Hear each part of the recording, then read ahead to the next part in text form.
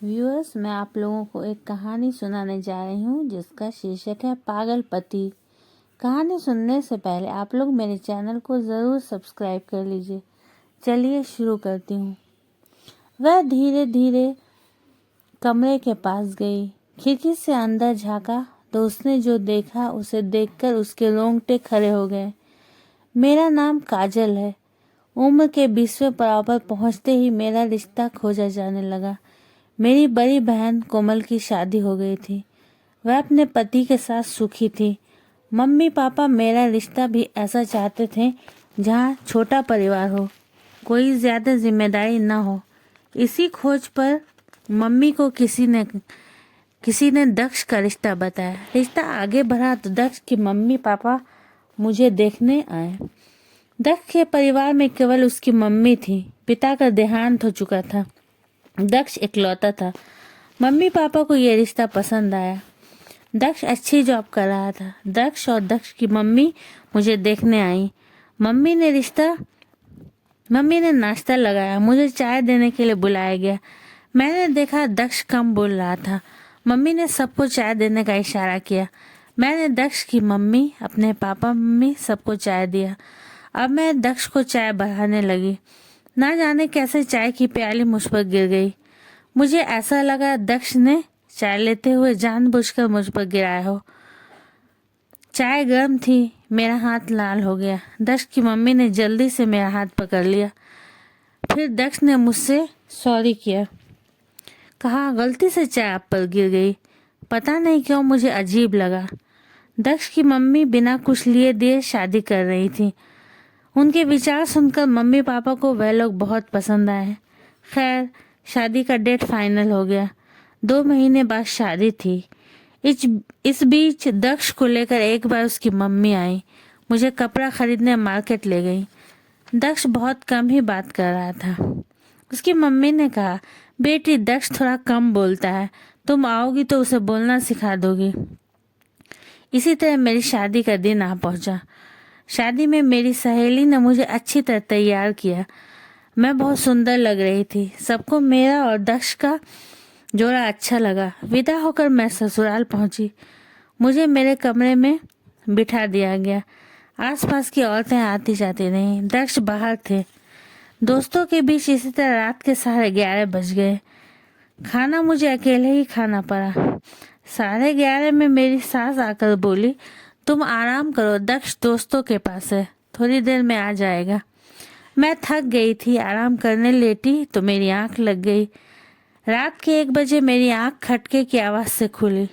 मैंने देखा दक्ष अंदर आ रहे थे। मैं जल्दी से उठकर बैठ गई। दक्ष ने मुझे देखा तो कहा, सो जाओ, मेरे सर में दर्द है, मैं भी सोने जा रहा हूँ। मुझे अजीब लगा, लेकिन थकने के कारण मैं फिर से सो गई। दूसरे दिन उठी तो दक्ष कमरे में नहीं थे। मैं फ्रेश होकर बाहर गई तो देखा दक्ष और सासू माँ डाइनिंग टेबल पर हैं। सासू माँ ने मुझे देखते ही कहा, काजल आओ नाश्ता करो। मैंने बाहर से नाश्ता मंगवाया है। मुझे भूख लगी थी। मैंने नाश्ता कर लिया। सासू माँ ने दक्ष से कहा, बेटा काजल को बाहर घुमाने ले जाओ। दक्ष ने जवाब दिया, मम्मी कल से मेरी तबीयत ठीक नहीं है, बाद में ले जाऊंगा। मैं अपने घर कॉल करने अपने कमरे में आ गई। इसी तरह 2 दिन बीते। मेरा रिसेप्शन हुआ। लोग कम ही थे। मेरे मम्मी पापा बहन सब आए। मैं अपने मायके चली गई। 4-5 दिनों बाद दक्ष मुझे लेने आए। मैं ससुराल आ गई। मुझे दक्ष और सासू माँ का व्यवहार कभी कभी रहस्यमयी सा लगता। 2-3 दिनों बाद एक सुबह मैं उठी, बाहर आई, देखा दक्ष और सासू माँ बात कर रहे हैं। मुझे देखकर दोनों चुप हो गए। आखिर क्या बात हो सकती है, मुझे अजीब लगा। शाम में सासू माँ दक्ष को लेकर कहीं जा रही थी। मैंने पूछा तो कहा, मैं डॉक्टर को दिखाने जा रही हूँ, मेरे पेट में कई दिनों से दर्द है। दोनों चले गए। लगभग 3 घंटे के बाद दोनों वापस आए। रात में मैं सासू माँ के कमरे में अचानक पहुंची तो देखा वो दक्ष को कोई दवा दे रही थी खाने के लिए। मुझे हैरत हुई, अगर दक्ष दवा खाते हैं तो अपने कमरे में क्यों नहीं रखते, सासू माँ क्यों खिलाती हैं दवाई। हैरान करने वाली बात थी। मैंने सासू माँ से पूछ लिया, मम्मी ये दवाई किस चीज़ की है? सासू माँ ने चौंक कर जवाब दिया। दक्ष को जॉन्डिस हो गया था, उसी का इलाज चल रहा। मैंने देखा मम्मी 3-4 दिनों बाद दक्ष को लेकर कहीं जाती, पूछने पर डॉक्टर का बताती। इसी तरह अब मेरी शादी को 25 दिन हो चुके थे। एक दिन रात में मेरी नींद खुली तो देखा दक्ष कमरे में नहीं है। मैंने वॉशरूम में देखा, दक्ष नहीं थे।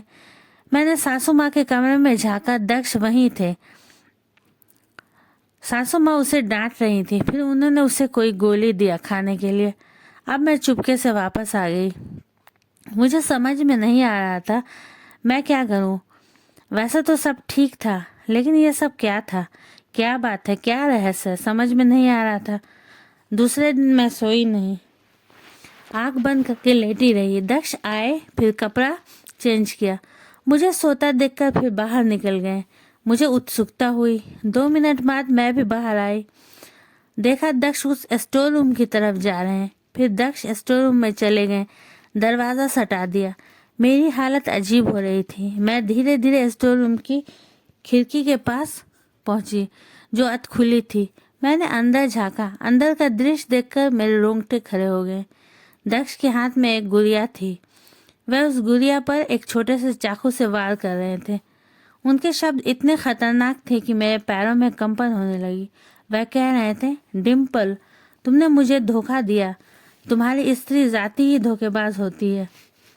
मैं अब सबसे बदला लूंगा, कहकर उन्होंने फिर उस चाकू से गुड़िया पर वार किया।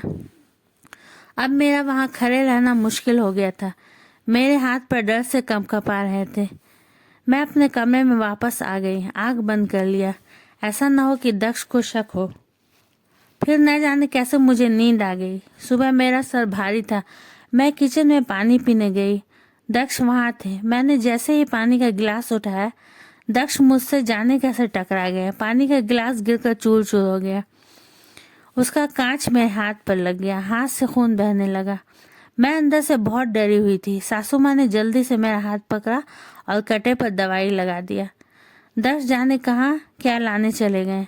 मम्मी ने पुकारा, छोड़ दो दक्ष, मैंने दवाई लगा दी है। ये घटना भी मुझे जानबूझकर की गई महसूस हुई। अब मैं उन दोनों माँ बेटे की जासूसी करने लगी। रात में जब दक्ष सासू माँ के कमरे में गए, मैं भी पीछे पीछे गई। चुपके से खिड़की के पास से सुना तो सासू माँ कह रही थी, दक्ष, तुमने जानबूझ के गिलास गिराया था। इतनी दवाई खाने के बाद भी तेरा पागलपन नहीं जा रहा। डॉक्टर ने कहा था तेरी शादी कर दूं तो तेरा पागलपन ठीक हो जाएगा। तू ऐसा क्यों कर रहा बेटा? वो अच्छी लड़की है। दक्ष ने जवाब दिया, माँ, मैं डिम्पल के धोखे का बदला लूंगा। मैं घायल करूंगा, मारूंगा। वह काजल नहीं, डिम्पल है। माँ ने फिर उसे एक गोली दिया, फिर समझाने लगी, बेटा, उसके साथ कुछ बुरा मत कर, होश में आ, अपना पागलपन छोड़ दे। अब मैंने समझ लिया था मैं एक पागल पति के चक्कर में फंस चुकी हूँ। वो पागल है, कभी भी मुझे नुकसान पहुंचा सकता है। दूसरे दिन जब सासू माँ कहीं जा रही थी, दक्ष बाहर गए हुए थे, तो मैं सासू माँ के कमरे में छानबीन किया। मुझे दक्ष के पागलपन की रिपोर्ट, डॉक्टर का नुस्खा सब मिल गया। मैंने अपने पापा को कॉल किया, सारी बात बताई। पापा ने दूसरे दिन आने का कहा। दूसरे दिन पापा आ गए। सासू माँ ने उन्हें देखा तो हैरान होकर बोली, समधी जी, आप अचानक? पापा ने जवाब दिया, हाँ, यहाँ कुछ काम से आया था तो चला आया। मैंने दक्ष और सासू माँ से कहा, मुझे पापा के साथ जाना है। मेरा दिल मम्मी को देखने के लिए बहुत घबरा रहा है। बड़ी मुश्किल से सासू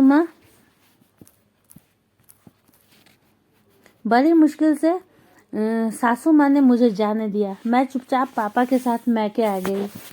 मैंने दक्ष की सारी रिपोर्ट अपने मोबाइल में फ़ोटो ले ली थी। वहाँ से निकलते ही मेरा मन दुख से भर गया। मैं मैके पहुँची। ये मेरे साथ क्या हो गया? एक पागल पति मुझे मिला। दिन भर मैं यही सोचती रही। मेरी सास की कॉल आई। वह पूछने लगी कि मैं कब वापस आऊँगी। पापा ने उनसे बात किया, सब कुछ बता दिया। पहले तो सास उल्टा सीधा बोलने लगी। जब पापा ने उन्हें कहा कि उनके पास सबूत है तो वह चुप हो गई। फिर उन्होंने बताया, दक्ष डिम्पल नाम की किसी लड़की से प्यार करता था। जब दक्ष ने उससे शादी करना चाहा तो वह किसी अमीर लड़के के साथ शादी करके विदेश चली गई। दक्ष को उसने गरीब भिखारी जैसे शब्द से कहे। तब से दक्ष ऐसा हो गया है, वह ठीक हो जाएगा। मैंने दक्ष से तलाक ले लिया। मम्मी ने मुझे दिलासा दिया, काजल उदास मत हो, भगवान का शुक्र करो, तुम्हारी जान को खतरा था, तुम बचकर आ गई। अब मम्मी पापा मेरा रिश्ता फिर से ढूंढ रहे हैं। मुझे अब शादी में कोई दिलचस्पी नहीं है। आप लोगों को वीडियो अच्छी लगी हो तो लाइक शेयर ज़रूर कीजिएगा। चैनल पर नए हो तो चैनल को सब्सक्राइब ज़रूर कीजिएगा। वीडियो देखने के लिए धन्यवाद।